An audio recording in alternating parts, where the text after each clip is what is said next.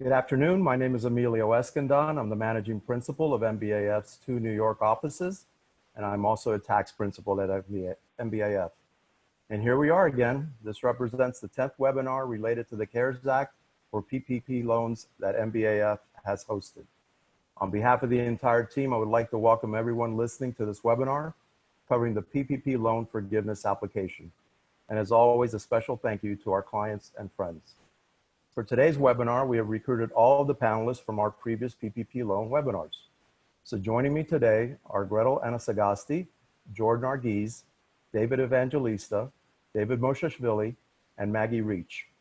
Gretel, David Evangelista, and Maggie are tax colleagues, and David Moshashvili and Jordan are audit colleagues.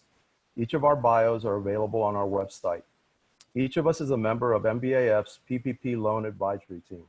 And along with the rest of the team, we've spent the last 8 weeks, or as we like to refer to it, our own intense covered period, immersed in researching and analyzing all aspects related to the PPP loan program. And this last Friday, we received the ultimate weekend assignment when the SBA issued Form 3508, the PPP loan forgiveness application. You should have received a copy of Form 3508 along with our slides. We went ahead and reassembled the SBA's version and moved the loan forgiveness calculation form, Schedule A, and the Schedule A worksheet to be the first 3 pages. So those are pages 3, 6, and 9 of the original 11 pages that the SBA published. We will be referring to these pages of the application throughout our webinar. In addition to covering the topics listed on this next slide, the main takeaways from today's webinar will be helping you gain a better understanding regarding the flow of the application, along with a preview of completing the application using a comprehensive case study. To accomplish that, as we proceed in presenting these topics, we will also be computing and completing the Schedule A worksheet, Schedule A, and culminating in the completion of the loan forgiveness calculation form. So the next 80 minutes will be a combination of a workshop and webinar. Accordingly, please keep slides 9, 10, and 11 handy, as these slides contain the specifics of the case study. Our hope is that you can refer back to these slides and the case study to help you with completing your own application. And towards the end of our presentation, Maggie will be presenting a brief demo of MBAF's loan forgiveness estimator. You're going to want to stick around for that. And then we will wrap up the program going over some of your questions. A couple of quick administrative points. I mentioned our slides in the Form 3508. If you have not received a copy of these, please send an email to marketing@mbafcpa.com. That's marketing@mbafcpa.com. Please submit questions in the Q&A section of the control panel. If we do not address them during the webinar, we will reach out to you after the webinar. Today's webinar runs for 90 minutes with a 10-minute Q&A and will qualify for 2 CPE credits. If this applies to you, please participate in the 3 polling questions that will be asked during our webinar, and we will distribute the CPE certificates tomorrow. And now let me turn it over to Jordan and Gretel, who will take us through our first few slides. Thanks, Emilio. So as Emilio had mentioned, on Friday, May 15th, the Small Business Administration, or SBA, released the Paycheck Protection Program PPP loan forgiveness application. This application, also referred to as Form 3508, must be completed by the PPP loan borrowers to determine the amount of the loan that may be forgiven by their lender. Included with the application are instructions. While these instructions provide clarity for certain areas, they may have added further confusion for others. Now let's take a look at the next slide, which is the PPP loan forgiveness calculation. It's page 3 of the actual application and page 1 of the handouts that were provided to everybody participating in the webinar. We'll walk through this page at a high level and then do a deep dive into the inputs later on in the webinar workshop. So the first part, you enter in your business name, address, EIN, your SBA loan number, and PPP loan application number. Next, you put in your PPP loan amount. This amount also represents the maximum loan amount eligible for forgiveness, which goes on line 9 of the form. The PPP loan disbursement date, the date you receive your loan funds, this date will generally start the clock of your 8-week period to accumulate expenses eligible for forgiveness. I emphasize the word generally because, as we'll see below and throughout, there's some flexibility in choosing the 8-week period specific to payroll costs. In certain situations where expenses paid after the 8-week period will be eligible for forgiveness. The next lines are your employees at the time of loan application and employees at the time of forgiveness application. Here you would enter in the employees at each of the respective periods. It's not clear why these amounts are needed, as they don't really appear to specifically impact the forgiveness calculation. Next, if you applied for and received an economic injury disaster loan, put the amount of the EIDL advance that you received and the application number on the next 2 lines. For the payroll schedule, check the box that corresponds to your payroll schedule frequency. In the covered period, this is the 8-week or 56-day period beginning on the date the borrower received the PPP loan disbursement. The alternative payroll covered period, if applicable. So a big shout out to the SBA on this one, since we know a lot of people were concerned with the 8 weeks of payroll and how they were gonna, be able to fit it into the application. The instructions allow for those borrowers with a biweekly or more frequent payroll to choose an alternative payroll covered period, which is the 8-week, 56-day period beginning on the first day of the first pay period following the loan disbursement date. For example, if you received your PPP loan on Monday, April 20th, and the first day of your next pay period is Sunday, April 26th, you can elect to count the payroll costs and only the payroll costs for the 8-week period beginning on April 26, 2020, instead of the date you received your funds of April 20th. Thus, your alternative covered period would end Saturday, June 20th in this example. The next box, you check if the borrower together with its affiliates, if applicable, receive PPP loans in excess of $2 million. There's specific rules on affiliation, but only check this box if you, together with your affiliates, received loans in excess of $2 million. For our dealership clients, those of you who received a franchise identifier code by the SBA, you are not required to affiliate with related companies. Thus, if you're a dealer with 3 different locations that have each been issued a separate franchise identifier code, and you receive 3 separate loans at $1 million per loan, you would file 3 separate forgiveness applications and would not need to check the box above. In the next slide, we're going to run through these lines quickly as Gretel, Maggie, and the Davids will be going into detail on how the inputs that make up most of these items flow into here, and then we'll bring it all together at the end to show a comprehensive example. So taking a look at lines 1 through 11 quickly, line 1 is the payroll cost that flows from PPA Schedule A. Lines 2 through 4 represent your non-payroll costs, mortgage interest, rent, lease, and utility payments. Lines 5 through 7 are the various potential adjustments for FTEs, salary, and your salary and wage reductions. Lines 8 through 10 are your potential forgiveness amount. And then line 11 is your actual forgiveness amount, which is the smallest of lines 8, 9, and 10. Going into the next slide. These are some general concepts and new concepts that are included within the loan application. So the first one is paid or incurred. Generally, only the costs paid or incurred within the 8-week period are eligible for forgiveness.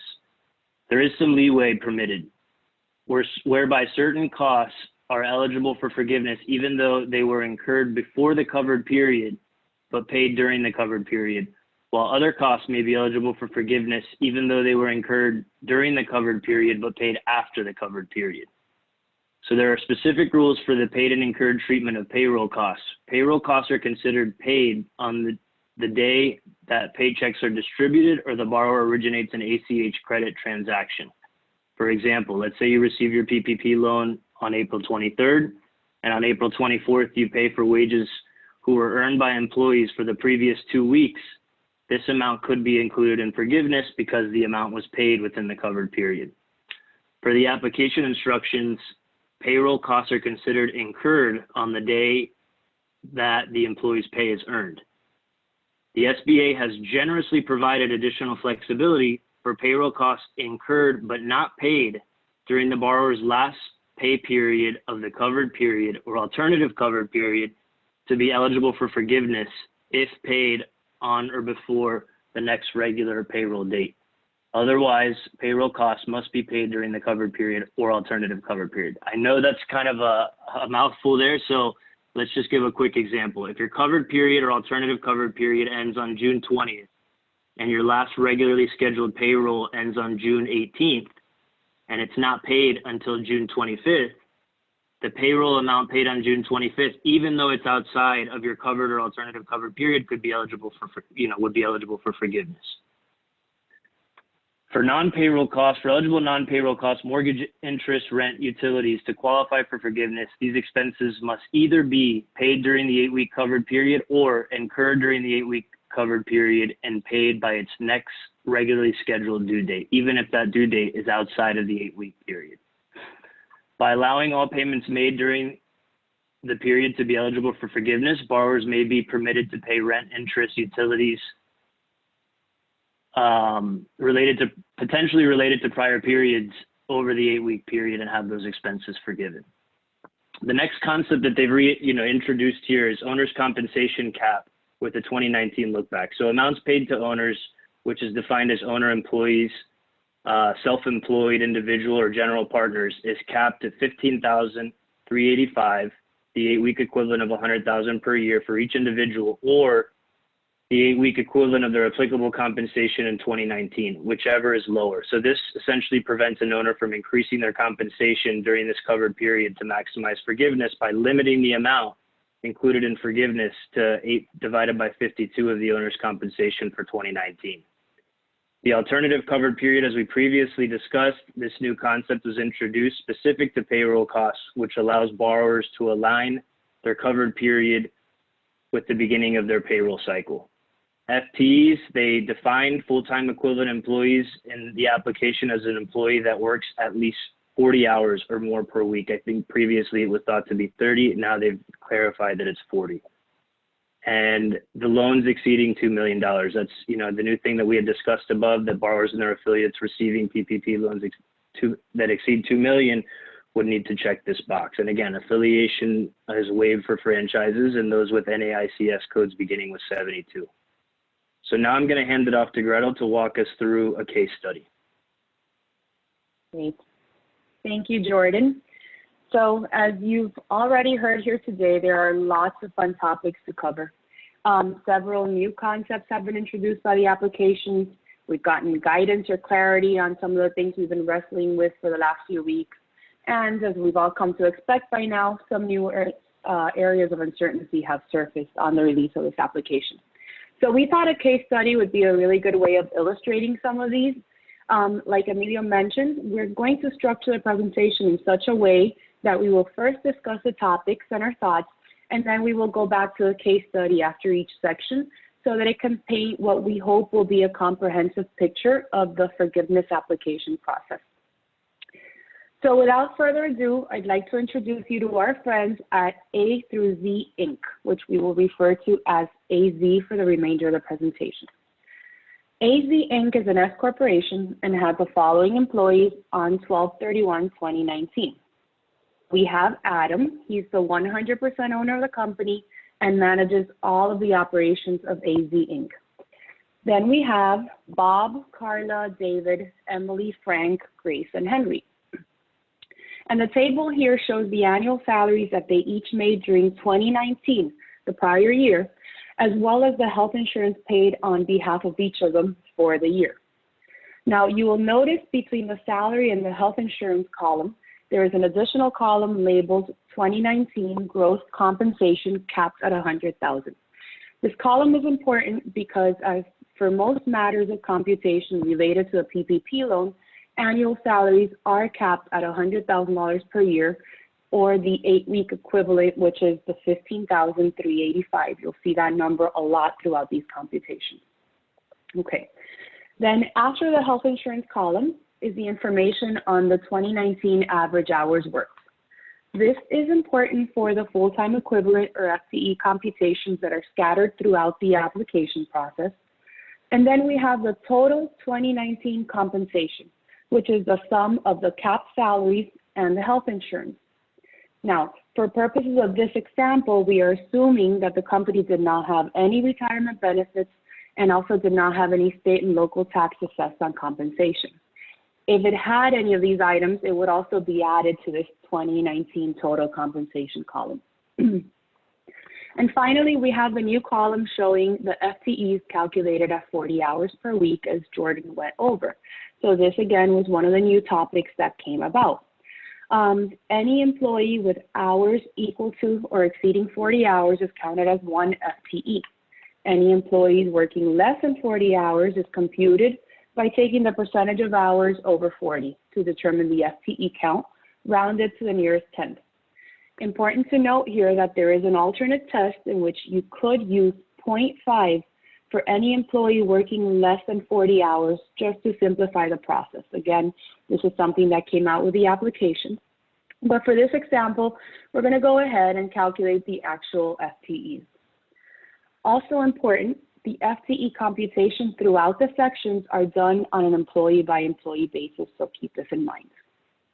Okay, so once AZ had gathered their 2019 data as shown here, they were able to secure a loan in the amount of $117,188. So we're not getting into the calculation of the maximum loan, but that's basically 2.5 times the average monthly compensation based on the total 2019 amounts, okay? The loan was funded on April 16th, and this is a very important date since that is officially the start of what I call the PPP forgiveness season, also known as the 8-week cover period. Okay, so now let's move on to the next slide to see some of the important things that happened during the year. So on January 1st, AZ hired a new employee, Grace, with an annual salary of $50,000. On the same day, they let go of Henry for performance issues, nothing to do with the economy or with COVID-19. Now, on March 31st, AZ was already feeling the economic pressures of the pandemic and had to cut salaries on 3 of their employees, Bob, Emily, and Grace. Just 1 day later, on April 1st, they let go of Carla, again as a result of the economic hardship they were enduring. And on April 16th, as I just said, they did receive the PPP loan, and Adam, the owner, decided to increase his compensation to $150,000. Also conveniently, they received the PPP loan on the first day of the payroll period. So that tied in nicely, and as a result, they did not elect to use the alternative payroll period that Jordan was discussing earlier.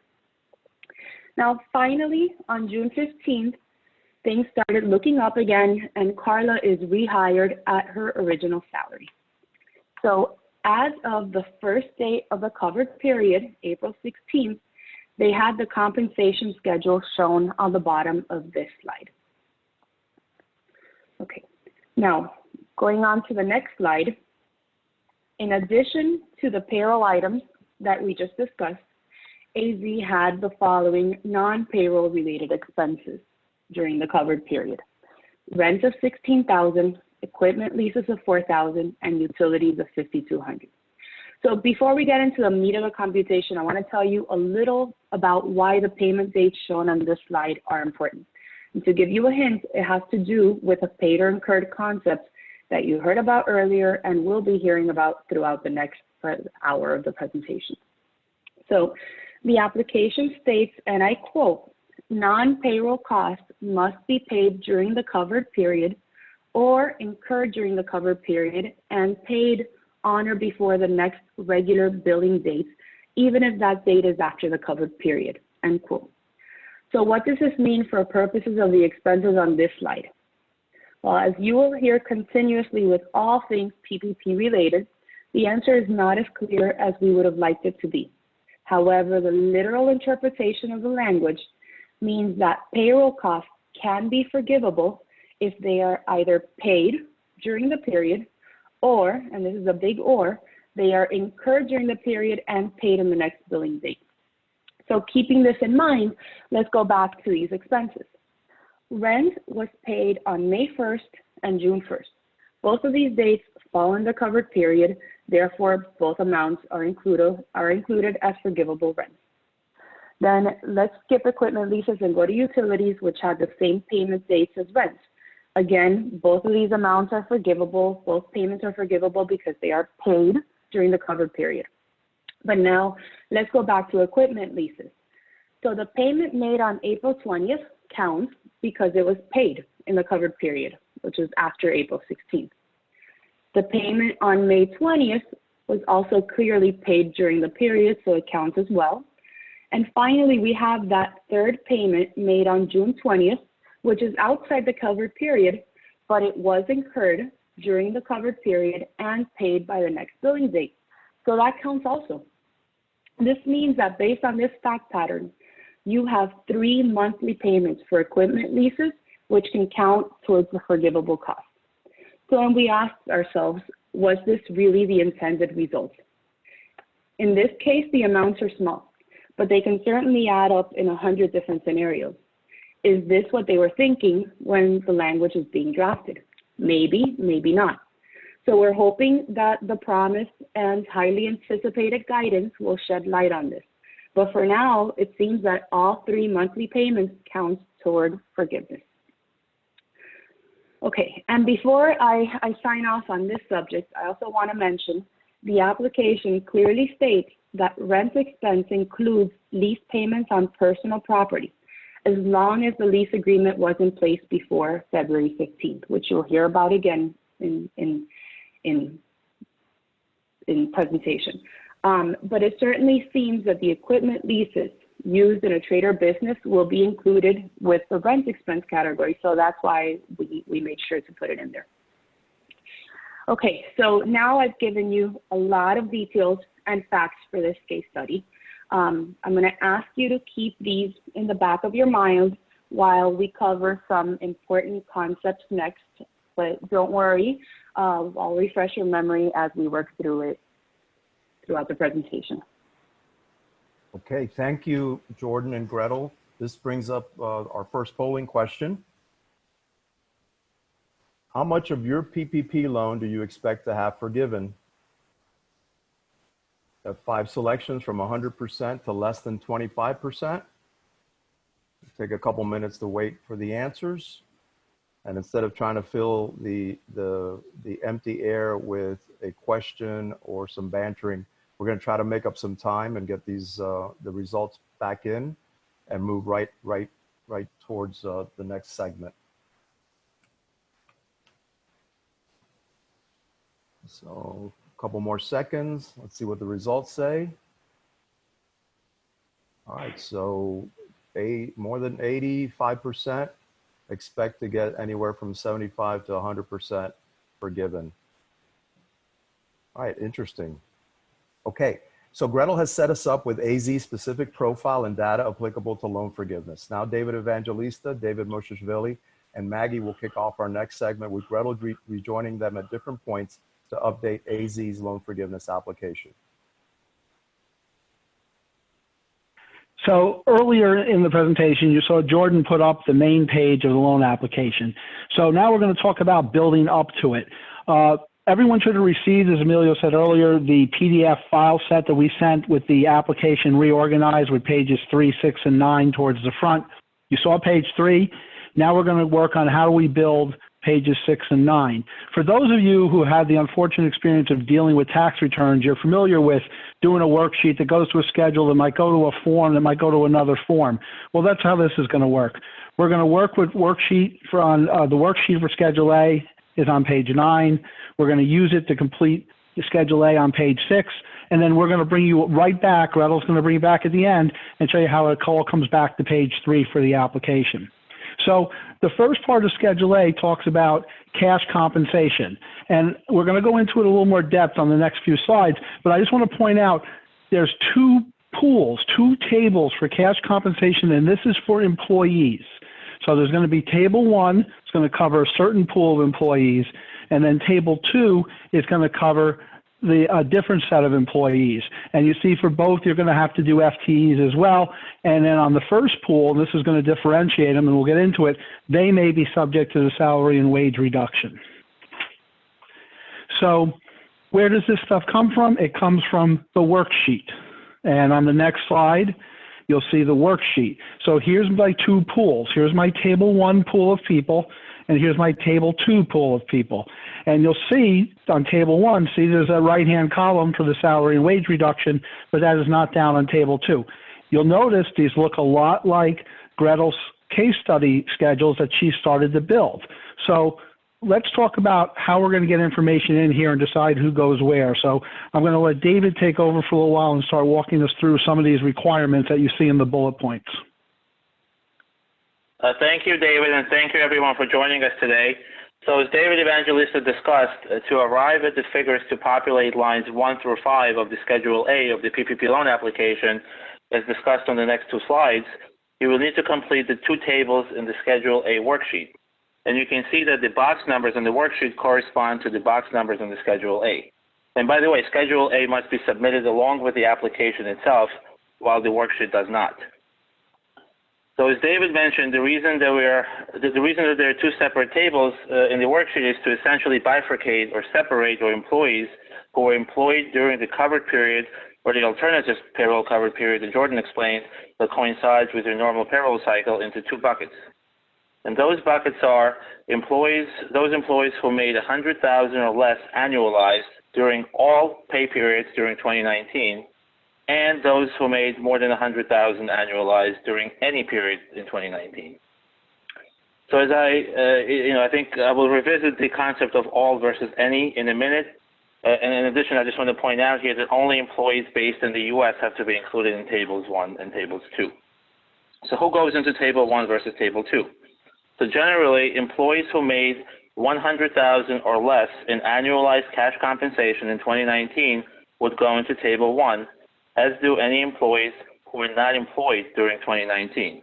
So essentially, anyone hired in 2020, regardless of their compensation, would go into Table 1. Employees who made more than $100,000 annualized in 2019 go into Table 2. And the distinguishing factor here is that for employees in Table 1, i.e. those making less than $100,000, the employer is subject to a potential reduction in the loan forgiveness related to the salary wage reduction for those employees. While for employees in Table 2, or those making $100,000 or more annualized, there is no such reduction. In other words, the government doesn't mind if you reduce wages of those highly compensated employees by more than 25% during the covered periods, as compared to their average annualized compensation during the first quarter of 2020.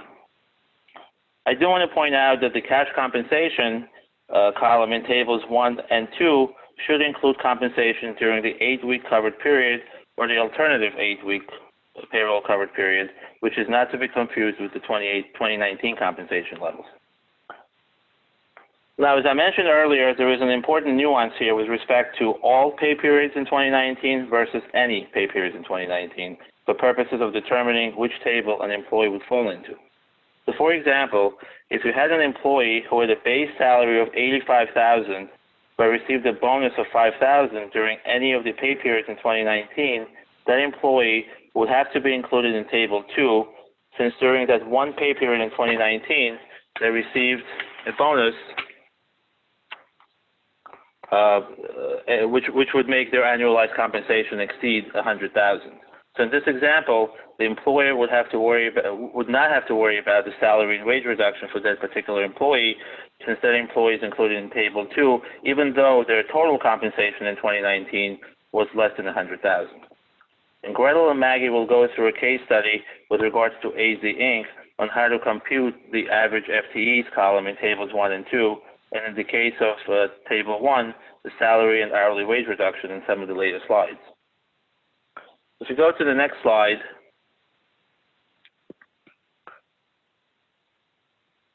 we'll talk about cash compensation. So on this slide, I will quickly go through what is included in cash compensation.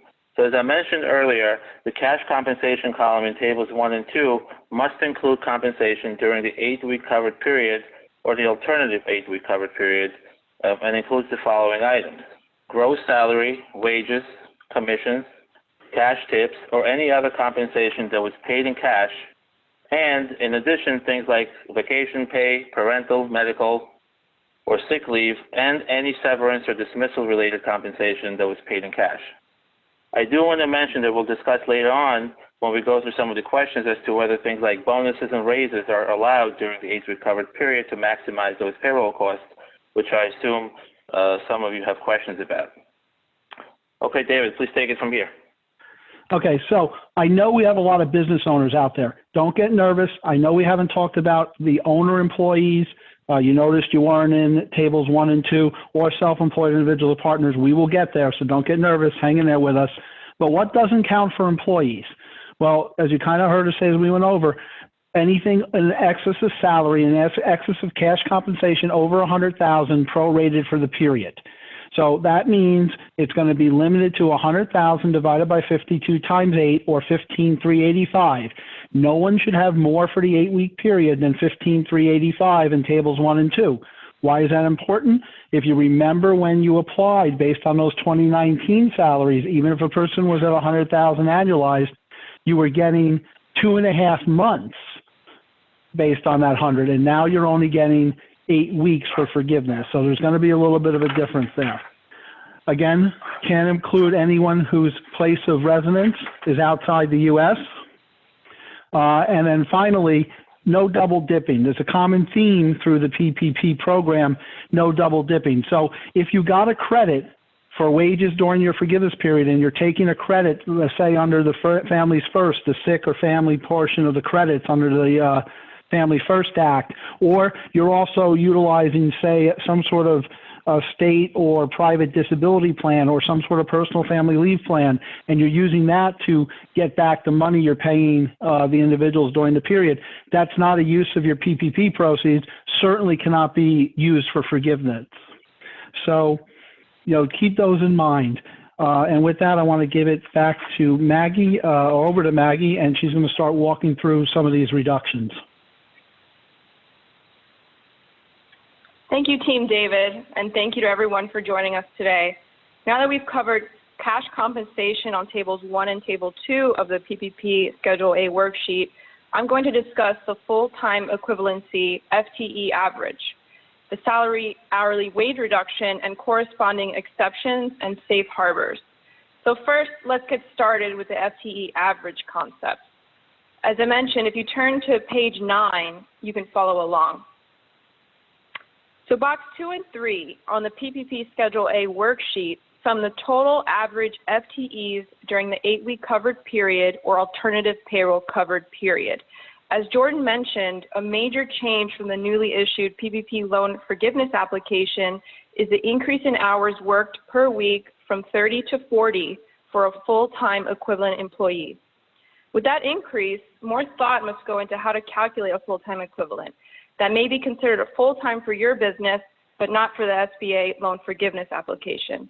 If that level of detail is inaccessible or too burdensome to gather, you may elect to use a simplified method for the FTE average. The simplified method assigns 1.01 FTE to an employee who worked at least 40 hours or more per week, and 0.5 FTE for employees who worked fewer than 40 hours per week. It is our understanding, however, that the simplified method may be elected for both the numerator and the denominator in the FTE quotient. We'll discuss that later. The average FTE concept is used to calculate the reduction quotient, and we'll be sure to include that in our case study.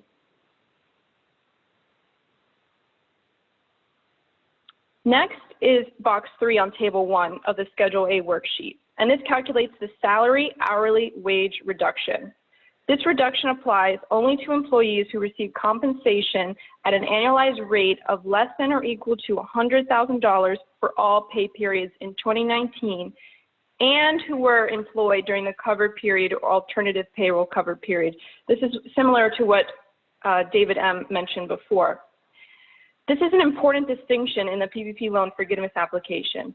If an employee was not employed during the covered period, then the borrower is not subject to the salary hourly wage reduction related to that individual employee.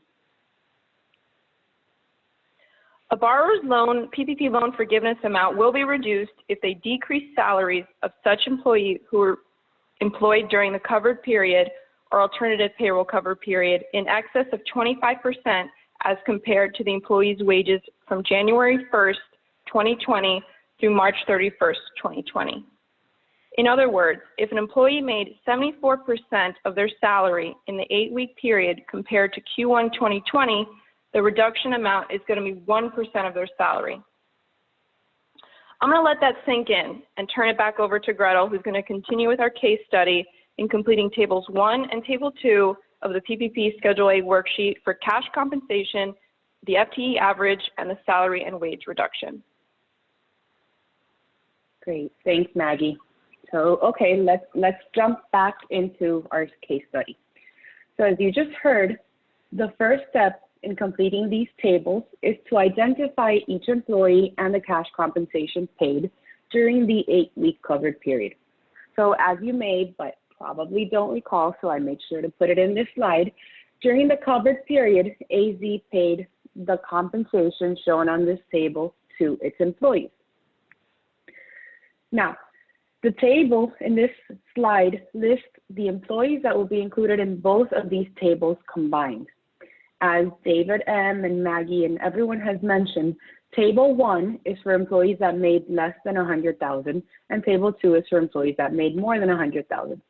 So you may be thinking when you're looking at the compensation, all of these employees go on Table 1 because they all made less than $100,000 during the covered period, annualized. But the fact is that if you recall, Emily's compensation was reduced from $110,000 in 2019 to $90,000 in March 31st. So while she is making less than $100,000 during the covered period, we are going to have to report her information in Table 2 as a result of her 2019 salary.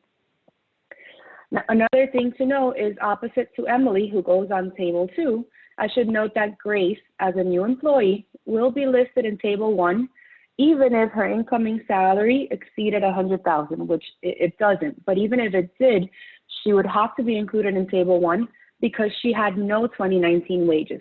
So just to drive the point home, Table 2 is only for employees that made over $100,000 in 2019.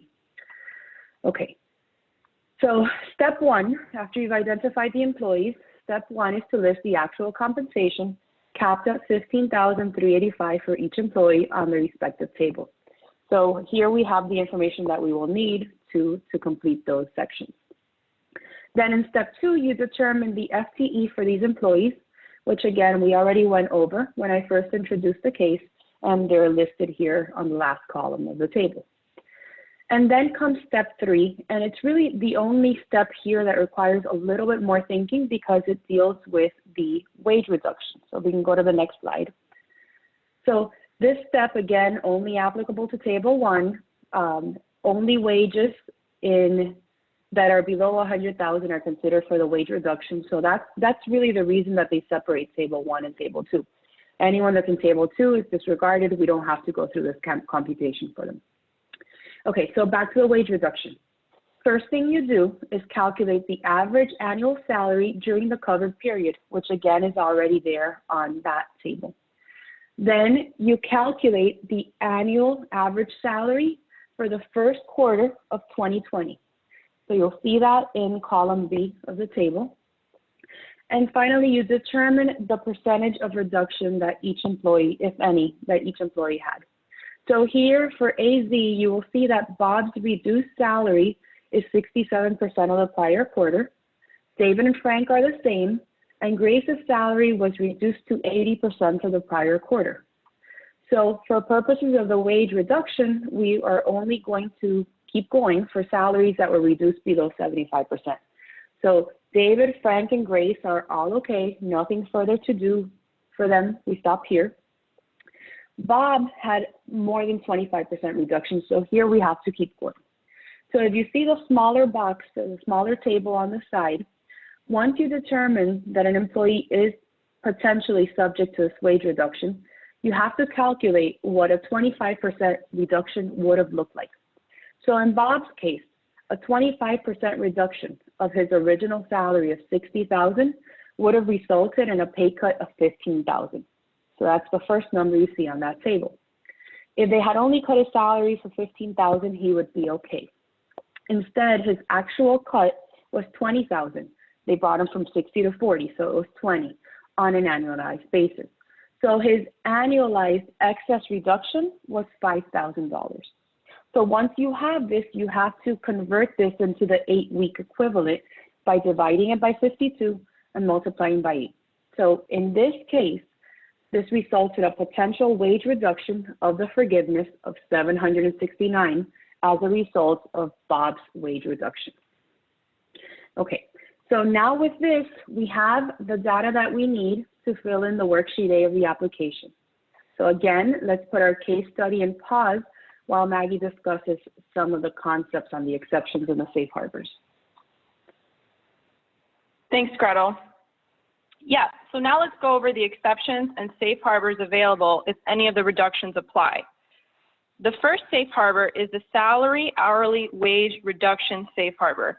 This applies to borrowers that restore salary hourly wages to February 15, 2020 levels by June 30th, 2020. In other words, if you reduce your salary levels during the covered period and then you restore them by June 30th to what they were on February 15th, then no salary hourly wage reduction applies. Let's see how Gretel calculates this safe harbor for our case study. Okay, great. So let's go back to our friends at AZ. So if you recall, when we ran the numbers, Bob's salary had a pay cut that exceeded 25%, so we had a potential wage reduction of $769. Next, we have to see if his compensation is eligible for this wage reduction safe harbor. So as Maggie mentioned, step 1 in computing the safe harbor is to determine the average annual salary as of February 15th. To refresh your memories, Bob had an annual average salary of $60,000 before his cut in March. So this would be the amount that we put on step 1. Step 2, determine the average salary for the period of February 15th through April 26th. In our example, this is a little trickier because Bob's pay cut happened on March 31st, which was the middle of this period. So to calculate this amount, we are going to take his pre-cut salary of $60,000 for the 6-week period of February 15th through March 31st, which is when the reduction happened. And then we will factor in the reduced salary of $40,000 for the period of 4/1 through 4/26. For simplicity, I'm assuming 6 weeks and 4 weeks for each respective period. So his average salary gets calculated at $52,000. So that's the number that we're going to put on step 2. Then we move to step 3, which says if step 2, the $52,000 average annual salary, is greater than or equal to step 1, the $60,000 that he began with, the safe harbor does not apply. So this is not the case. We cannot stop here. We must keep going. Then step 4 simply asks for his salary at $630. And this is where they're throwing in the concept that you can restore salaries under the safe harbor. So in this instance, AZ did not restore any salaries.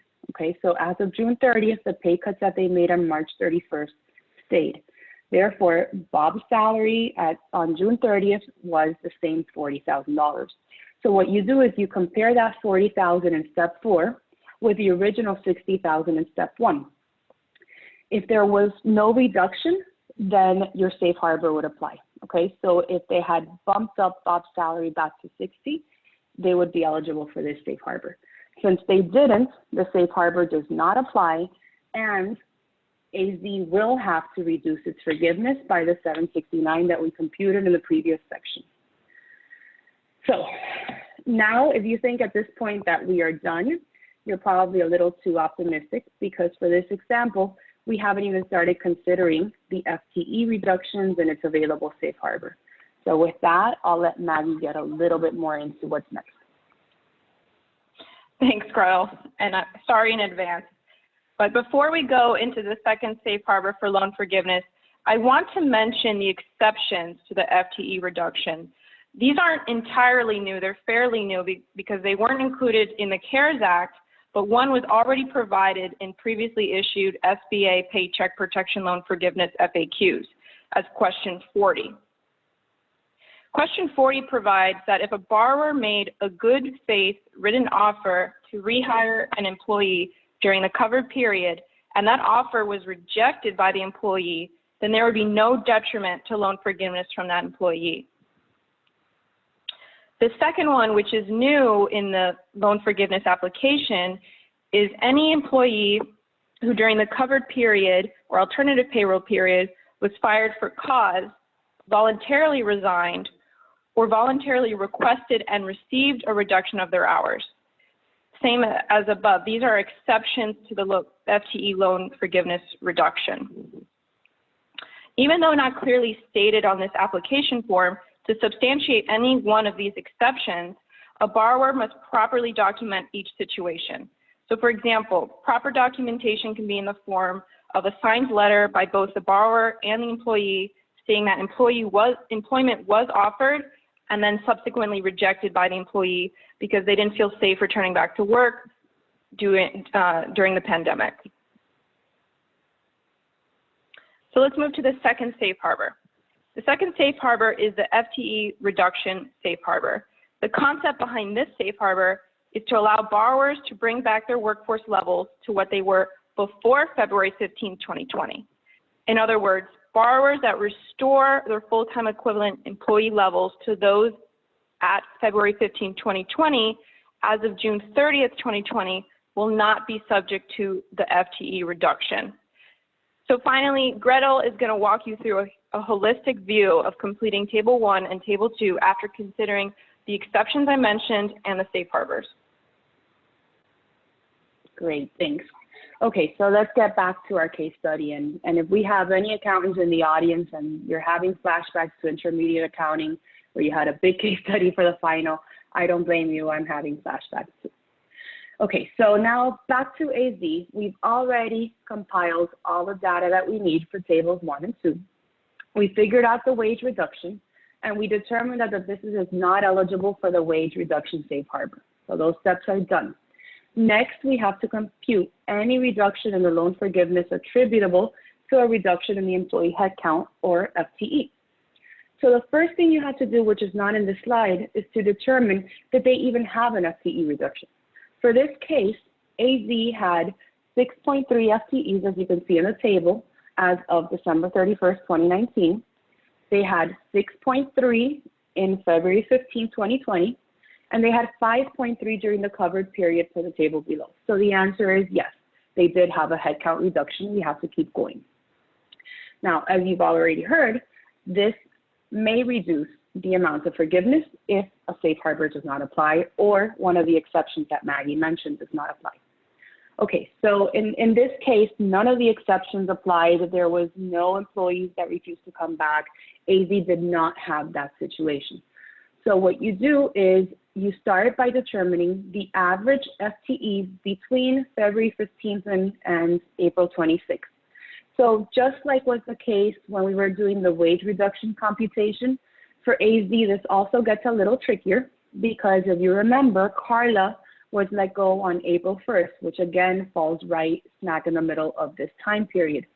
So we're going to use the same math as before, which is to say we're going to take the FTE count of 6.3 for the 6-week period of February 15th through March 31st, and the reduced 5.3 FTE count for the 4-week period of April 1st through April 26th to come up with an average FTE count for this period of 5.9. So now that's step 1. Then step 2 compares this average FTE computed to the FTE as of February 15th. So again, if your FTE during the average computed period would be the same as for your February 15th, you would stop there. In this case, it was not, that did not happen. 5.9 was lower than the 6.3 that they had on February 15th. So you have to keep going. Then you move on to step 4, which again, very similar to the wage reduction computation. You say, what was the FTE count on June 30th? Now you remember that on June 15th, I believe, Carla was rehired when things started looking up for AZ. So the FTE count was restored to 6.3 by June 30th. So when you go through this table, you'll see that step 4 has a number that is equal to or greater, and if that was the case, to the amount that they had on February 15th, which means that for the FTE reduction, AZ does qualify for the safe harbor. They will not have to count any reductions as a result of the reduced headcount. Now, the next 2 slides are screenshots of what the worksheet of the application would look like once it's filled out for the facts that we've gone over. So we don't have to take up a lot of time. I know there's a lot to cover in this presentation, but we wanted to throw that in there so that as you're reviewing these slides, which will be circulated if you haven't received them already, it might be helpful for you to see exactly how all of this case study is flowing into the actual presentation. Okay, so next in the application process is the non-cash compensation components, as well as the compensation to owner that David E. talked about earlier.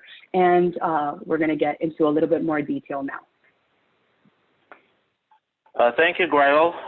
So if you go to the next slide, this slide goes into what's included on line 6, 7, and 8 of Schedule A, which are the forgivable non-cash payroll costs incurred by the employer during the covered period or the alternative covered period. So these are items like health insurance expenses, retirement plan contributions, and various state-mandated payroll and unemployment taxes that are paid by the employer.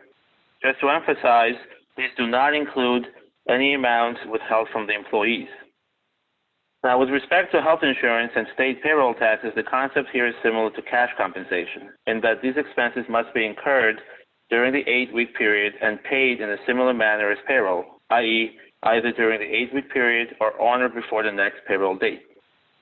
I do want to spend a minute on retirement plans and highlight that contributions to employer-sponsored retirement plans, including profit-sharing plans, for example, are eligible for forgiveness, but are limited to the amounts that are incurred during the covered period.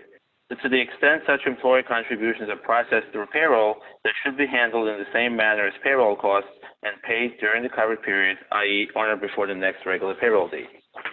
However, for retirement plans that are not processed through payroll, or for which payments are made at the end of the year or after year-end as a lump sum, for example, we recommend that employers contact their retirement specialists and/or actuaries to obtain estimated figures relevant to the 8-week period and actually transfer the funds into the plan during the covered period. One other quick note in the slide is that for the self-employed individuals, those Schedule C folks who do not have employees, these non-cash payroll costs or expenses are part of the $15,385 8-week cap, which you've heard numerous times now throughout the webinar, and which I'll cover on the next slide. If we go to the next slide, so on the next slide, we'll cover compensation to owners. And so this slide goes into what's included on line 9 of Schedule A, which is compensation to owners. While there is still a question as to what constitutes an owner for purposes of the forgiveness application, let's take the term at face value for now. But what the application does is that it separates cash compensation paid to owner employees as well as self-employed individuals and general partners into a separate line on Schedule A versus the rank and file employees, if you will, whose compensation is included on line 1. Now, the amount of the owner, employee, and partner's compensation is capped at the lesser of, and this is important, it's capped at the lesser of the famous $15,385 8-week cap or the covered period equivalent to of their 2019 compensation. In other words, compare 2020 to 2019 and take the amount that's lower. For the self-employed individuals, this 8 weeks worth of this would be equivalent to their 8 weeks worth of their 2019 Schedule C, line 31. So all this begs the question as to why was this done and why separate owners' compensation in a separate line. And the idea here is to prevent owners from increasing their compensation levels during the covered period as compared to 2019 and then have it forgiven. Now, with respect to non-compensation such as health and retirement, as I mentioned on the previous slide, for the self-employed individuals and partners in the partnership, these amounts are included as part of the $15,385 cap. However, it appears that for owners of, say, C Corps and S Corps, non-cash compensation items such as health and retirement may be included on lines 6 through 8 of Schedule A and thus be forgivable in addition to the $15,385 of cash compensation. And so with that, I'll turn it over back to Gretel. Great, thanks. And the good news is we are almost done now completing Schedule A of the application, and we've already completed the worksheet. So we're about 2/3 of the application process right now in this situation in the case study. So as David just went over, the one thing that we hadn't discussed in the case study is the owner's comp. Now, as you'll remember, Adam is the owner employee of AZ Inc., and he increases compensation from $50,000 in 2019 to $150,000 when he got the loan. Now, while this doesn't sit well with many, there could be a perfectly logical explanation. For example, maybe AZ had some expenditures in 2019 and Adam had taken a pay cut that year to fund these improvements. Then with the availability of the PPP loan, or even that was the natural plan, Adam, who spends all of his time working at AZ, thought he should restore his salary to what it was in 2018 or 2017 or even prior to that. So up to now, nothing in the act or the guidance pointed to a situation like this.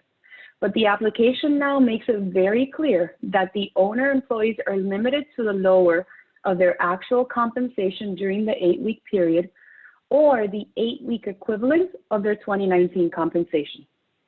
This means that for Adam, even though he was paying himself a salary of $150,000, which you would have expected would have been capped anyways at $100,000 or $15,385 for the 8-week equivalent, he is now limited to the 2019 8-week equivalent of salary, which was $7,692. That's a pretty big swing. Also important to point out, this amount is not going to be included in either table 1 or 2, in either table 1 or table 2, as you heard before, but it's rather its own line on line 9 in Schedule A. So now with this last piece, we are ready to finish Schedule A. The next few slides, which you'll see here, they're just screenshots of, again, what the form would look like based on AZ's fact pattern. And just to go through it quickly one more time, lines 1 through 3 come straight from Table 1. Lines 4 and 5 come from Table 2. And line 6 is the total employee health insurance paid by AZ during the covered period, which if you refer to the earlier slides, the total amount for employee health insurance was $18,846. I want to note here that this amount includes the owner's employee health insurance cost as well, since it isn't considered employee health insurance for this case. Next, we move to line 9 for the owner employee compensation that we just came up with, which was the $76.92. And line 10 just adds up all the payroll costs in the previous line. So AZ Inc. had total payroll costs for the covered period of $69,615. Then lines 11 and 12 are for businesses that are subject to the FTE reduction that we discussed earlier. So as you may recall, AZ is not subject to the FTE reduction because the safe harbor kicked in once they brought back Carla. So they get to skip lines 11 and 12, and they just enter a 1 on line 13. If the safe harbor hadn't been met, then lines 11 and 12 would have been computed based on the results from that calculation that we made back then.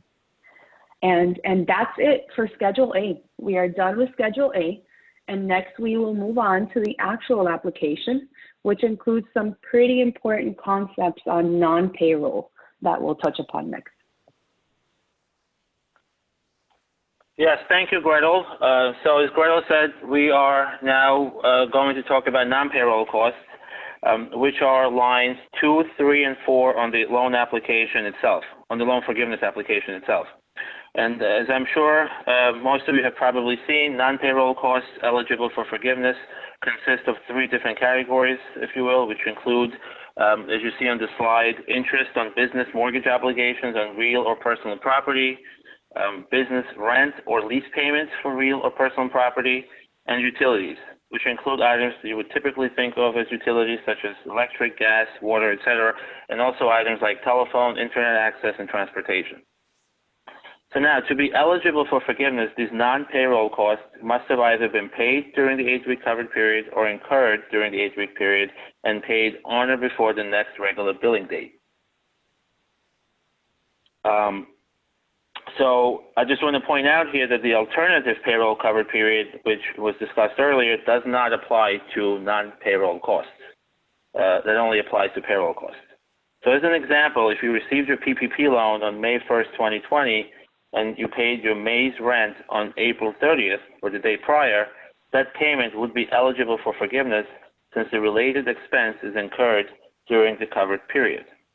Or another example, if your covered period ended on June 30th, 2020, but you made your rent payment for June on July 1st, that payment will also be eligible for forgiveness, but there will likely be some prorating that will be required in order to capture the 8-week period. In addition, another key point here is that the underlying contracts and agreements for all of these items must have been in place before February 15th, 2020. So for example, if you have a mortgage that you closed on March 1st, 2020, or you have a lease that you signed on February 22nd of 2020, neither of those items would be eligible for forgiveness, even if paid during the covered period, because they weren't in existence at February 15th of 2020. With respect to mortgages, it's important to note that only the interest is forgivable and not the principal amount, and there are no interest prepayments that are allowed. I do want to spend a moment to point out some nuances, and one is that with respect to rent expense, for example, things like lease payments for equipment or cars are eligible for forgiveness. So we're ready and for... I think back to Gretel. We're ready polling for question. Thank you, we're ready Amelia. we're ready for our second polling question. That was a long stretch there without a break, and you could tell that there's a lot of data that we're covering. We hope that in the end, things come together and you take away the slides and the application and use it as a toolkit of sorts to help you with your own application. So the polling question, the second polling question with respect to eligible non-payroll costs, the acronym IRU stands for Illustrate, Report, and Understand Interest, Rent, and Utilities, Increasing Rate of Uncertainty, or it remains unclear. So we'll give a couple minutes for that, or half a minute for that, for the results to come in.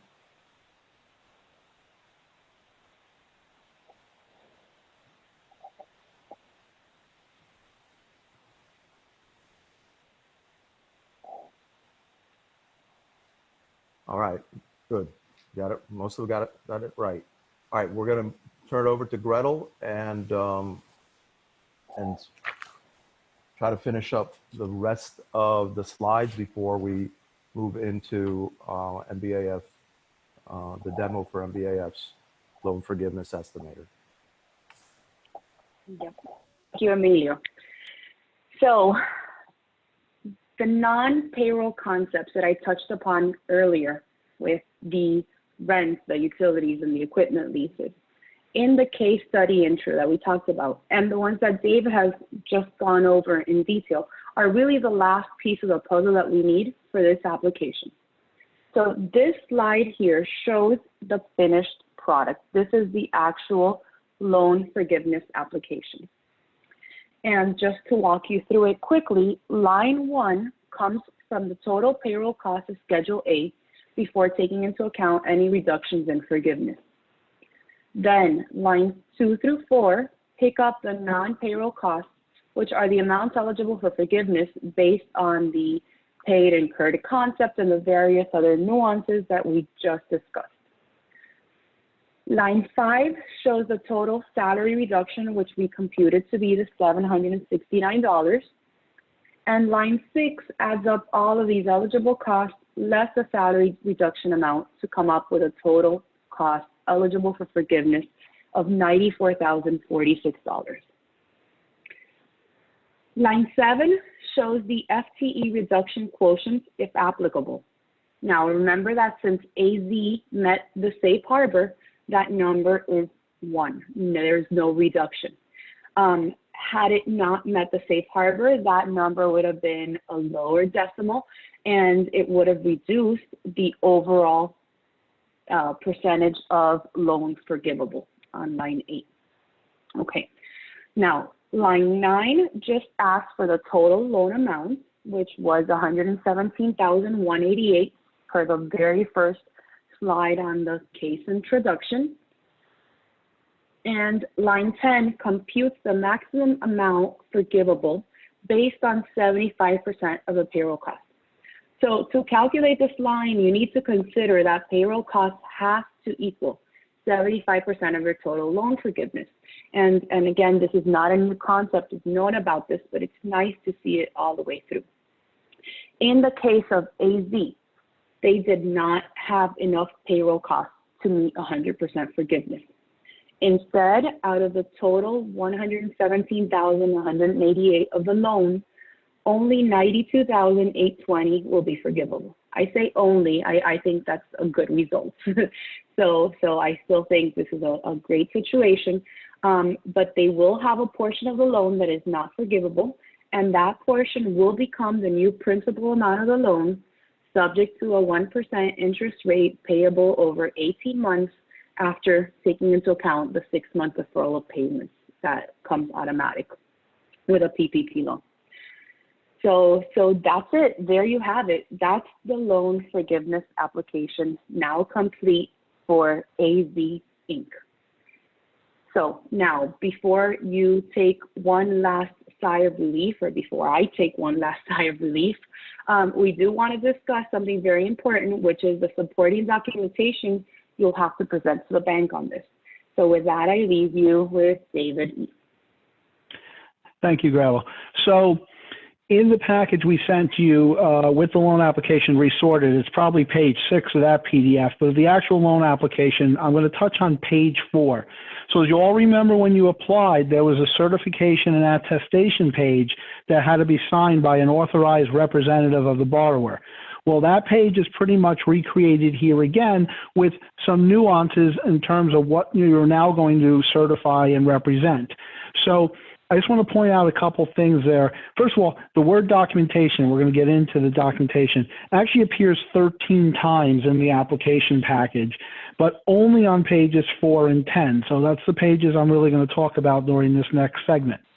So on the top of page 4, the first certification includes that you are certifying that you're only using for forgiveness the costs that are eligible for forgiveness, everything we just talked about, and that it's not going to exceed, this is very important, right at the top in the first 4 bullets in the top certification, that for an owner employee or self-employed or general partner, you're not exceeding 8 weeks worth of compensation capped at $15,385. So that actually, they're having you certified to that. About halfway down on page 4, they're going to talk about the required documentation. You're going to certify that you've given your lender the required documentation required for forgiveness. That's going to be the documents from page 10. You're going to certify on page 4.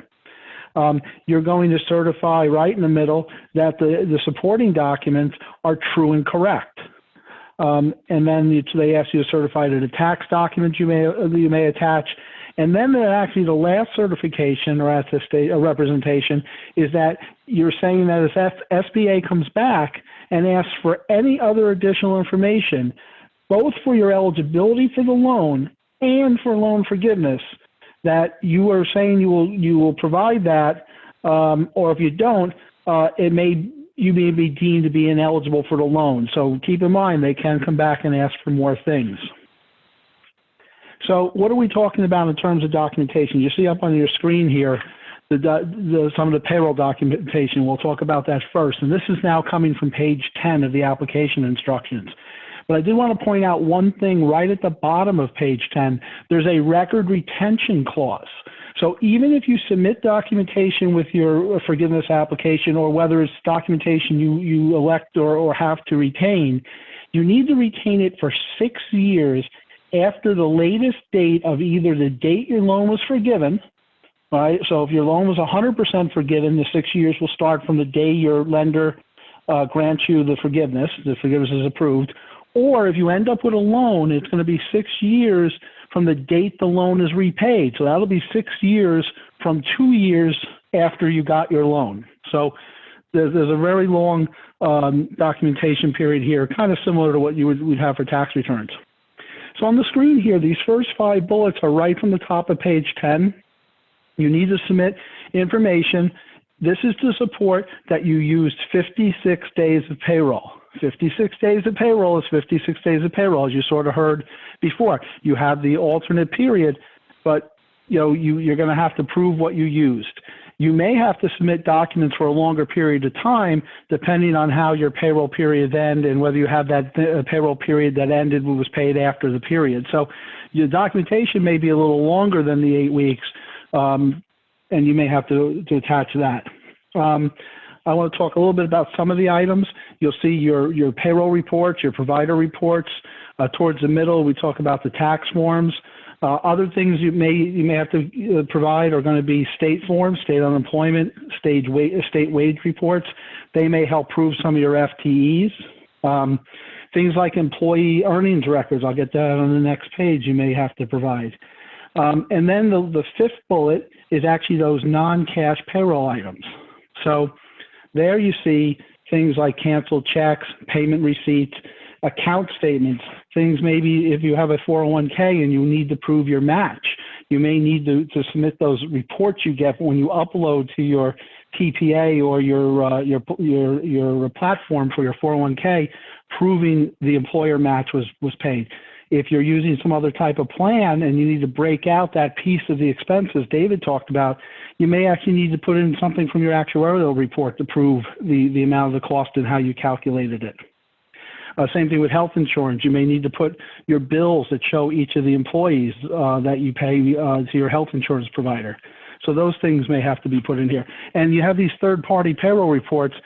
Make sure you check them, because especially if you're taking from your provider report, the provider may do it one way and you may have elected the alternate period and they may be doing it for your covered period or vice versa.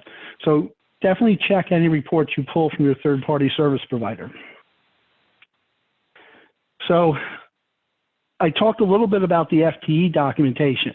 So if you look on page 10, it talks about the FTE. It's kind of in the bottom of the top section. It says you can submit the documentation at the election of the borrower. So this is kind of like, if you think you need support, put it in. You probably are going to want to put something in to support your FTE calculation or lack of FTE reduction. But whatever you don't put in, make sure you keep.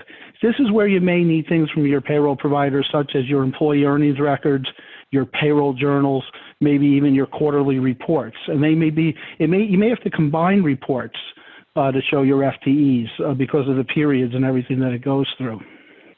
So the only thing I want to talk about with the FTEs is when you do it, I just want to reiterate, Maggie talked about it and Greta talked about it, make sure you're consistent. So we talked about the 40 hours equals 1 FTE. The simplified method, if you were under 40, for a lot of people have 35-hour and 37.5-hour weeks. Those are going to be 0.9 if you use the actual method, but they'll actually be 0.5 if you use the simplified method. Don't panic. Just make sure you're consistent on the look-back periods and you use the same conversions. So with that, I'll give it back to David, and he'll talk a little more about the non-payroll related documentation. Yes, thank you, David. So on this slide, we'll cover some of the documentation related to non-payroll costs that you will be required to submit with your application. So all of these items have been pulled directly out of page 10 of the SBA application. So again, as I mentioned earlier, only non-payroll costs in existence prior to February 15th, 2020 are eligible for forgiveness. So again, if the underlying contracts weren't in place prior to February 15th, 2020, those costs aren't eligible. And you will need to submit documents to prove that they were in fact in existence prior to February 15th. That documentation could include things like mortgage statements, lease agreements, etc., anything to prove existence. You will also need to submit proof that you made payments for these items, such as canceled checks, related invoices, statements, bank statements, receipts, etc., which cover the 8-week period, and this is important, in addition to the 8-week period, also for 1 month following the 8-week period. So if your 8-week period ended on June 30th, you will have to submit your proof of payment for the month of July as well. Now, there is a question that has come up from time to time related to rental payments to a related party entity that is the holder of the real estate or the office space that your company occupies, and where there may not be a formal lease in place. And in those circumstances, we recommend that you gather any other documents that you may have as proof that there was an arrangement in place. That can be previous payments made, canceled checks, internal records such as the general ledger showing that you've consistently made those payments to the related party, and we think that they will satisfy the proof threshold that the arrangement was in fact in place prior to February 15th. Now, on the next slide, I want to cover some of the documents that, as David mentioned, must be retained by the borrower, but not necessarily submitted to the, as part of the forgiveness application. And you will be required to retain these, as David mentioned, for anywhere from 6 to 8 years, depending on how much of your loan is forgiven. So these include payroll documents supporting the salary, wage reduction computations, if applicable. So again, this could be as simple as payroll files indicating salary levels during the 8-week period versus the first quarter of 2020 for employees whose compensation levels were reduced. There's also the payroll information with respect to any payroll periods during 2019 that exceeded 100,000 annualized for any employee. And this goes back to beginning where we talked about completing those tables 1 and table 2 on Schedule A worksheet. And as you recall, employees that made 100,000 or more annualized during any of the pay period in 2019 fall into table 2, where there is no salary wage reduction issue to consider. There are also documents regarding job offers, and I think Maggie alluded to this. If you made job offers to employees and they refuse to come back, all of those letters need to be kept and documented. Any terminations that you made for cause, all of that documentation needs to be maintained. Any voluntary resignation letters from employees that may have resigned during the covered period on their own, that has to be kept. And this is all to substantiate the FTE reduction exceptions that Maggie talked about. And finally, any documentation regarding the safe harbors that you may be taking advantage of, and that is essentially proof of the fact that you've restored both the salary levels and the headcounts if you've in fact done so. Emilio? Thank you, Gretel. Thank you, David and David. We're going to transition off the slide deck now, and Maggie's going to bring in some live snippets of MBAF's loan forgiveness estimator to demonstrate some of its capabilities. In the meantime, going back to you, David M., and going back to the slide that showed the non-payroll costs and us using the term incurred, we probably have used it at least a dozen times, if not over 20 times. The question I have for you is something that's been coming through the Q&A regarding whether we think there's still a lot of uncertainty as to whether the SBA intended to allow for more than 2 months of rent or 2 months of utilities to qualify for forgiveness if paid within the 8-week covered period. What can we share with our listeners that would minimize some of this uncertainty, at least until the regulations are issued? Right, thanks. That's a great question that we've been getting often from a lot of people. And what I'll say is that based on the current language in the forgiveness application, it appears that the SBA may have left the door open to include rent and utility payments that were made during the covered period that relate to prior periods. So in other words, if you paid your previous month's rent during the covered period, it appears that you could include it. However, prepaying for rent and utilities for future periods is not allowed. So what we recommend is that if you have any unpaid rent or unpaid utilities related to prior periods, go ahead and pay them during the 8-week period, and hopefully the SBA comes out with clarification that allows for their inclusion. One of the things is that obviously, as you can see, for those borrowers that paid their rent and utilities on time, that would in essence sort of be penalized in the sense that they wouldn't get the benefit of including these payments during the 8-week period, as opposed to borrowers that were delinquent and are now catching up, could potentially include the rent and utilities during the 8-week period. So that's sort of the dilemma that we have. Thanks, David. And I think we're also getting a bunch of questions on bonuses and raises during the 8-week period, and we're going to hold off on answering that until right after the demo. So Maggie, can you walk us through the demo, please? Absolutely. And thank you, Emilio, and thank you, everyone, again. So as you can see from our discussion, the SBA loan forgiveness application is really not as straightforward as it may seem. The task of gathering documentation itself can be a full-time job. But the PPP loan forgiveness application form, which is the application itself, feeds from the two schedules we mentioned, the PPP Schedule A and the PPP Schedule A worksheet. So question is, how do you run your business's actuals through this application to model different scenarios and then ultimately to submit the actual loan forgiveness application? That's why we have our loan forgiveness application estimator. It serves as both a powerful modeling tool as well as the actual loan forgiveness application package that you can submit to your lender. So let's start with the first tab, which is the table of contents and the instruction sheet. It's pretty straightforward here. I just want to note that these two, the loan forgiveness application and the PPP Schedule A, model the actual application form that we've been going over, and these tabs are completely formula driven.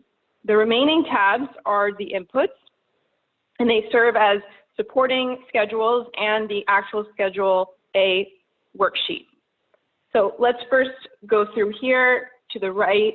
We have the loan forgiveness application form. Each one of these line items match up to the form that was released on Friday night. And in this scenario, we actually included our case study, and we arrive at the exact same answer that Gretel alluded to earlier for the forgiveness amount of $92,820. But this tab is completely automated. There's no input here. It all feeds from the rest of these worksheets that are actually fairly easy to work with. The PPP Schedule A, as well, is complete, as I mentioned before, is completely automated. Everything feeds in from those supporting schedules.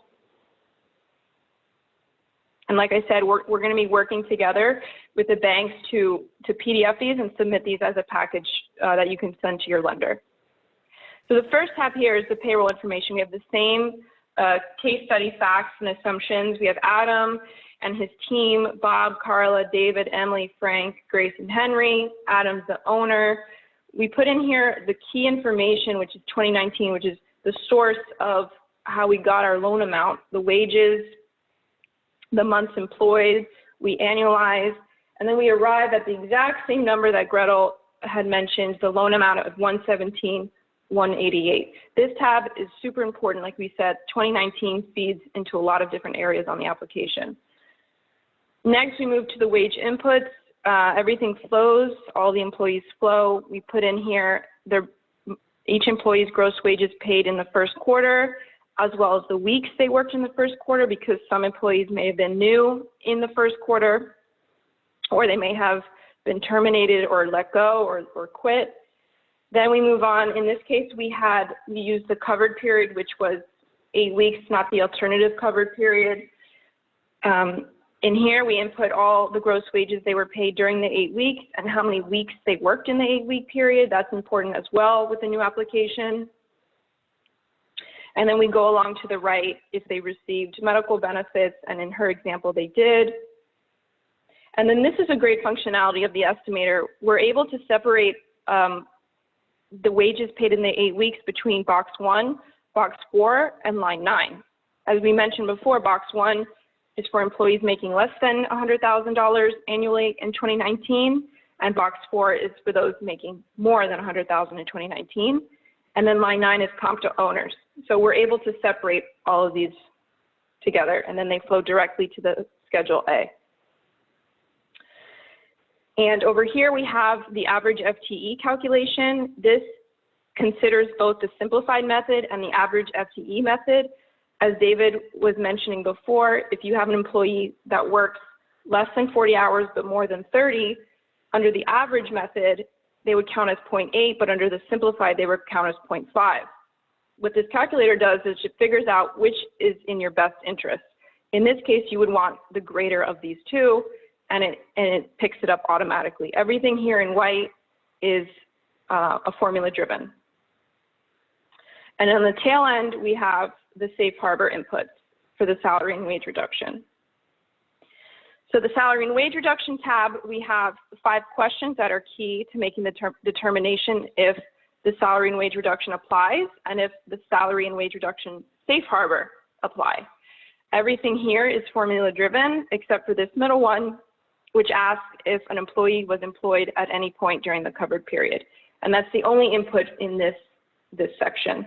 And similar to Gretel's example, we get her exact same answer of $769 for Bob for the salary and wage reduction. The workforce reduction is in this tab. We calculate all the FTEs during these periods provided. And then we also have the test for the workforce reduction safe harbor. And then lastly, we have non-payroll cost input for interest on mortgage obligations, payments on covered rent, and utilities. In our example, we only had rent on equipment lease and a building. We had nothing on the interest on mortgage obligation. So as I mentioned before, everything flows to these tabs. This is something that you can package and send to your lender as support as you're gathering all the documentation you need for forgiveness. Wow. Back to you, Emilio. Thank you, Maggie. Needless to say, a tremendous amount of time has been invested in refining our loan forgiveness estimator. And as you reminded us that it's not only an estimator and a calculator, but it can also be used for modeling for those applicants who are in their second, third, fourth week of the 8-week period, or maybe even some applicants that haven't received their loan yet. So yes, it's somewhat of a proud plug for our R&D with respect to this estimator, but we're really proud of the product that we have here. All right, so for those of you that have hung with us, we were up to our 3rd and final polling question. And then we'll go right into some of our own Q&As. The last polling question relates to how you're going to be completing your PPP loan forgiveness calculation form. And those are the choices. I've already developed my own calculator. Mine is easy, and I will be able to use the SBA's version. I will need assistance in completing the calculations and in reviewing my calculations, or I'm going to wait for additional guidance. So we'll take a couple of seconds to see what the results are. I'm going to hold off on asking any questions in the interim because I want to go right to our final slide and start covering some of the still remaining uncertain items that address some of the questions that we've been getting from our listeners. So a couple more seconds.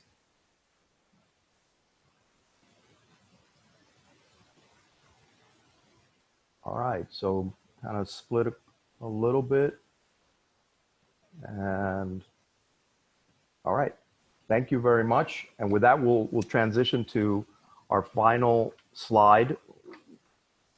And I was originally going to take the first question, which I'll come back to, somewhat elementary, and I get all the easy questions.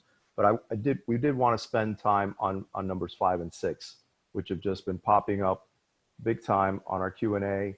And I know it's a point of interest for a lot of our clients and friends.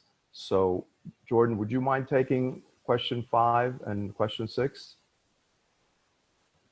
No, I'll address it. We've probably gotten about 30 questions around this topic during the webinar. So question number 5 is, are bonuses and raises paid to non-owner employees during the covered period or alternative covered period includable in the amounts eligible for forgiveness? And I think it's very important to distinguish non-owner employees because owner employees' compensation, as we discussed earlier, is capped at the $15,385 or the 8-week equivalent of the 2019 compensation over an 8-week period. So currently, there's nothing in the statute or subsequent guidance that's been issued that specifically prohibits giving an employee a raise or a bonus. meaning you can do it as of now. They haven't said you can't. However, we would recommend that such raises and bonuses are commensurate with the raises and bonuses that companies pay in the normal course of their business. We do not believe it would be reasonable to prepay an employee and apply these wages against their future earnings. And I think this, somewhat coincides with the next question about, bonuses accrued before the covered period, but paid during the covered period, would they be eligible for forgiveness? And I think only to the extent the bonuses were for wages that have been earned by the employees for the previous 2 weeks and then paid during the covered period. Other than this example, back pay would generally not be eligible for forgiveness. So if I may ask a follow-up question that may be on some people's minds, and it might be a two-part question. What about paying battle pay bonuses to my employees? We ask them to come back to work, put themselves at risk of getting sick, and we want to pay them some kind of, just an acknowledgement bonus, a spot bonus of sorts for doing that. It wouldn't have been accrued prior to. It might be a little bit different than the prior year. Anything that we can share there, what our thoughts are? Oh, it's a good question, Amelia. Again, there hasn't been any guidance to prohibit it. I think it makes sense. And if you're going to pay a bonus or these battle pay bonuses for, people working extra hard during this time, I think it'd be okay to do that. And if you do it, you should probably do it on a non-discriminatory basis, right? Meaning if you open it up to certain employees in certain positions, you should probably do it across the board and not, pick and choose certain people. So. Yeah, and we think the other area where there might be an ability to pay some bonuses during the 8-week period, it wouldn't amount to much, but if in the ordinary course of prior years, at the end of 2019, or even if it was mid-year bonuses, you paid a certain amount, a certain percentage across the board, or on average, you paid a 5% bonus to all your people on average.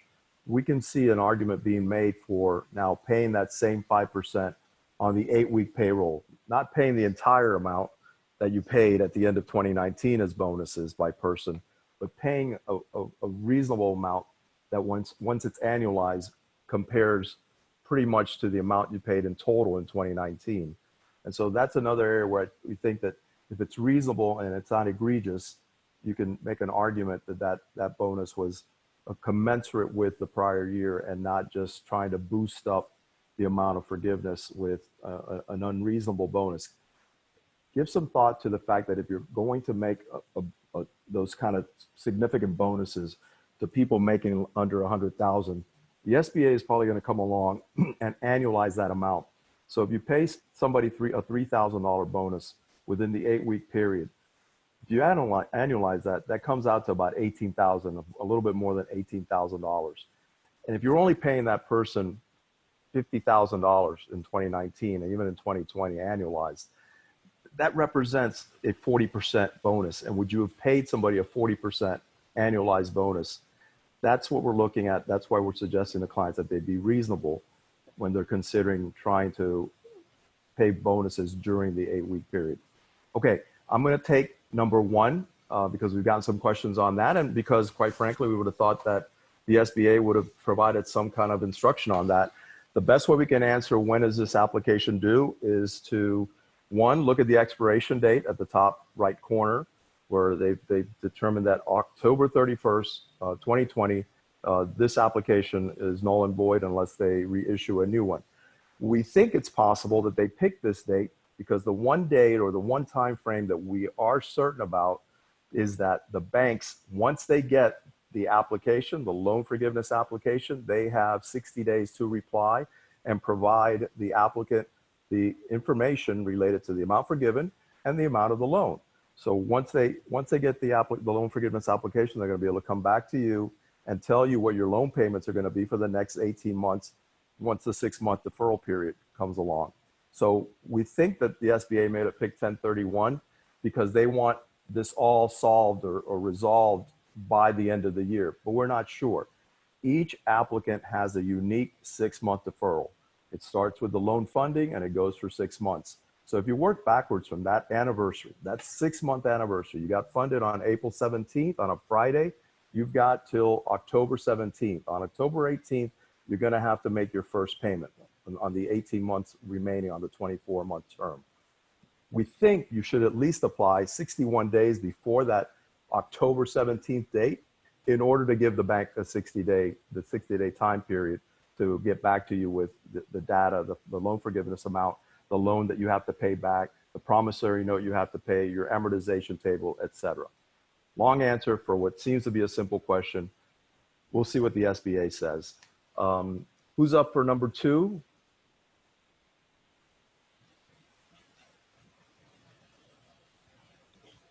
I think I am. So the question is, if an employee left or was terminated during or after Q1 of 2020 and the business hired a replacement employee, would any reductions apply related to the former employee? We don't believe that there'd be a reduction as long as, that a replacement employee was hired. Therefore, the wages and headcount are replaced for that individual.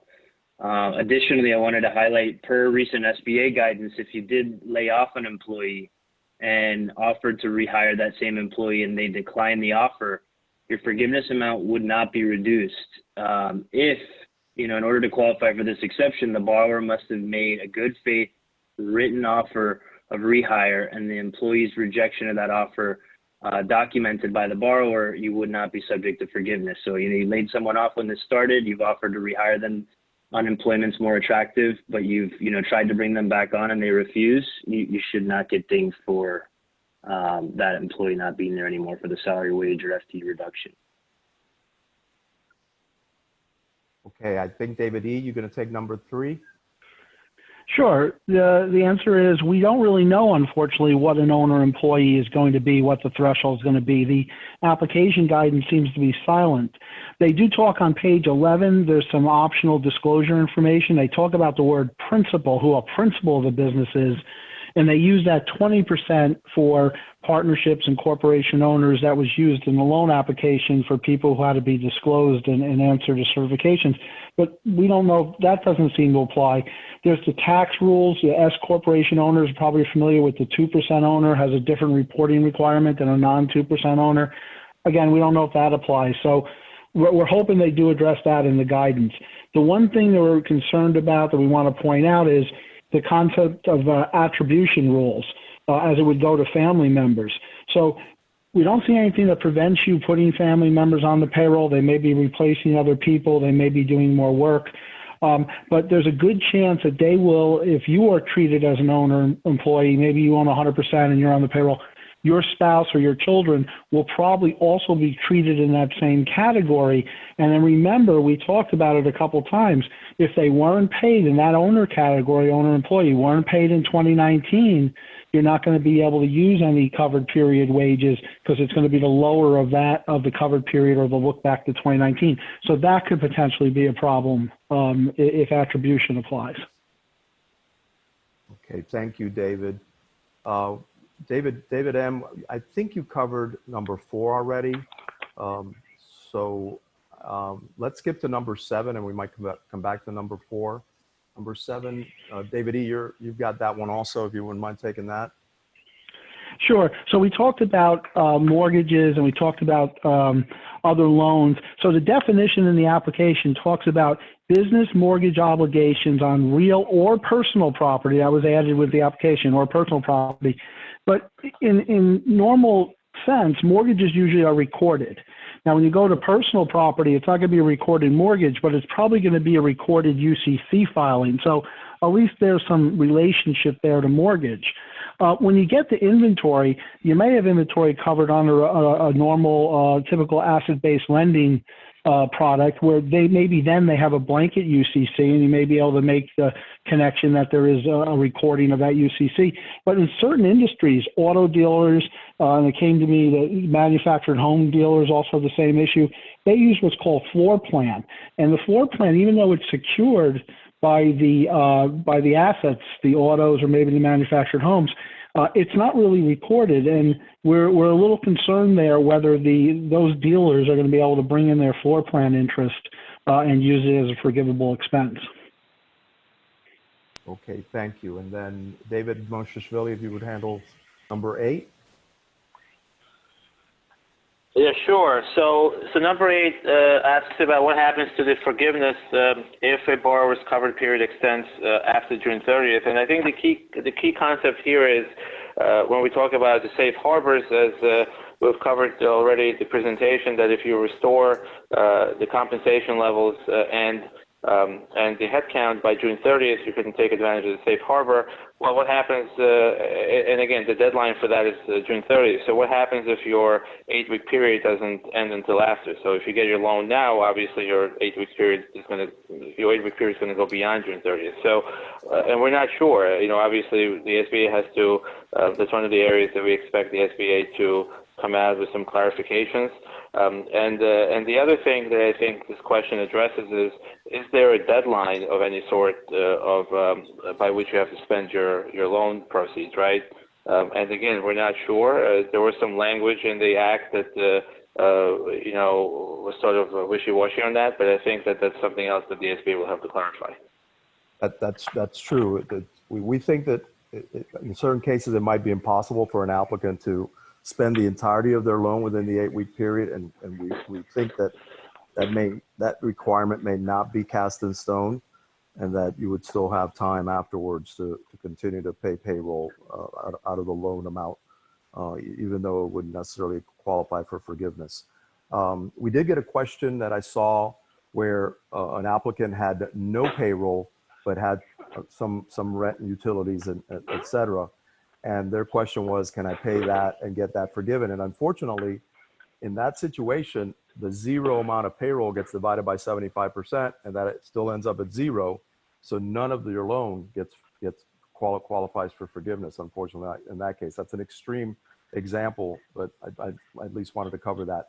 And we're also getting a lot of interest in our loan forgiveness estimator as to whether it's going to be available to our listeners. And unfortunately, we've been engaged by a number of our clients to facilitate and assist them with their own loan forgiveness application. So it'd be unfair to our clients to share the estimator with the public. However, if you're interested, please either contact your MBAF contact, your partner, your engagement partner, and or shoot an email to marketing@mbafcpa.com. With that, we've reached our limit. We know we may have not answered every question that came along. We're going to do the same thing we did last year and give it our best effort to provide some written answers via email to each of you. With that, I want to thank everyone again for joining us today. I know we covered a lot of information, a lot of detail, and I know we probably lost a few people, but at the same time, Emilio, maybe touch on the link, the COVID-19 resource link there at the end of the presentation too. Go ahead, Jordan. Yeah, we have a direct link here for everybody that's still, you know, on the presentation that you can click on, and we're doing our best to have, you know, real-time, live, up-to-the-minute updates as new guidance comes out to our COVID-19 resource center. So, you know, I think you can click directly from the PDF, and it'll take you to the link. If not, you know, on our website, mbafcpa.com, there's a link to the COVID-19 that'll have, you know, copies of these webinars and, you know, other relevant advisories for tax and accounting. So please, you know, stay tuned, because we do expect more guidance on forgiveness and further clarification to come out. Excellent. Finally, a special thank you to Gretel, David, Jordan, and Maggie. So everybody stay well and be safe. Thank you very much.